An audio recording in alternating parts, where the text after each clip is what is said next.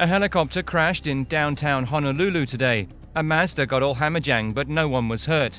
The two-seat chopper, operated by Mauna Loa Helicopters, was carrying a 71-year-old cameraman. They were 3,000 feet above Punchbowl Cemetery when the engine quit. Julia Link, the 30-year-old pilot, guided the stricken craft to a downtown street.